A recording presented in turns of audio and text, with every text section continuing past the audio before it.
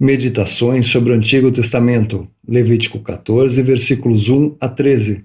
Para maior proveito, ore, leia na Bíblia os versículos indicados e medite nos comentários. Lembre-se de que a lepra, nas Escrituras, é uma figura do pecado. Não existia cura conhecida para isso. No capítulo que começamos a estudar hoje, porém, o homem que tinha lepra era declarado limpo. Aqui está algo maravilhoso. A história que será lida agora é a história, em figura, da morte e ressurreição de Cristo. Ninguém além de Deus poderia ter inspirado um livro como a Bíblia. O dia da purificação do leproso chegou. Ele era levado diante do sacerdote. Vamos observar o papel discreto, mas indispensável, que desempenha a pessoa que traz o homem doente para quem vai declará-lo limpo. É precioso ser usado por Deus para conduzir os pecadores ao Senhor Jesus. É um serviço que até mesmo um jovem cristão pode fazer. Leia João 1, versículos 40 a 42 e versículos 45 e 46.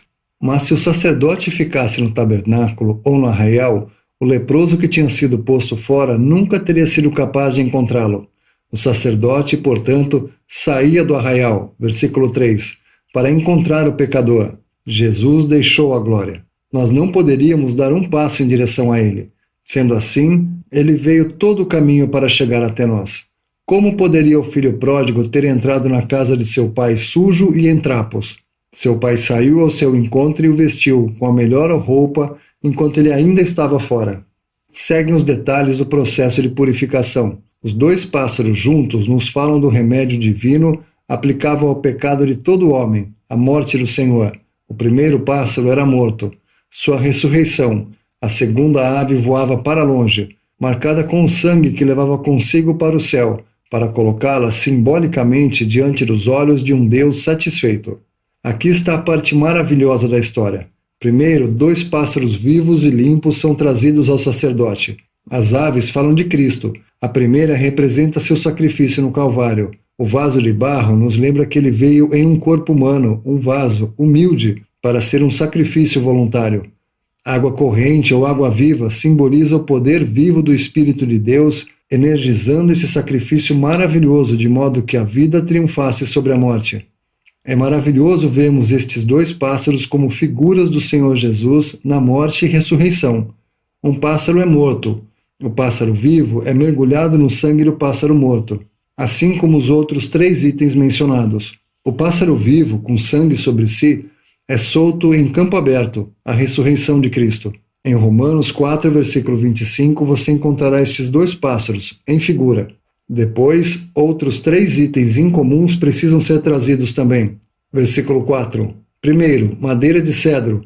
Nas Escrituras, uma figura de força e estabilidade. Veja o Salmo 92, versículo 12. Segundo, carmesim, grandeza terrena e realeza de Israel. Veja em Êxodo 39, versículos 27 a 29, as vestes de glória e beleza do sumo sacerdote. 3. Isopo, uma pequena flor que crescia abundantemente nos muros, uma figura de humildade, frequentemente utilizada para aspargir o impuro. Veja Êxodo capítulo 12, versículo 22. Alto ou baixo, rico ou pobre, homem e mulher, crianças, jovens, adultos, idosos, a obra de Cristo foi necessária para todos e suficiente para todos. O sangue pulverizado em todas essas coisas nos diz que na ressurreição a cruz nunca pode ser esquecida, e a grande bênção que Cristo realizou para si em unidade com o seu povo, comprada pelo sangue, depende do seu sangue derramado no Calvário. O leproso é aspargido 7 vezes, e assim sucede com o crente que é coberto pelo sangue de Cristo, e permanece em total aceitação de Cristo diante de Deus. Leia Hebreus 10, versículo 14. Isso nos dá paz com Deus, assim como o pássaro vivo é libertado. Todos os crentes são abençoados na liberdade que pertence a Cristo na ressurreição. O leproso era limpo pela água e pelo sangue. Leia João, capítulo 19, versículo 34 e 1 João 5, versículo 6. A salvação depende do poder purificador do sangue de Cristo, mas a comunhão com Deus depende da obra purificadora de Cristo, sangue e água. Hebreus 10, versículo 22.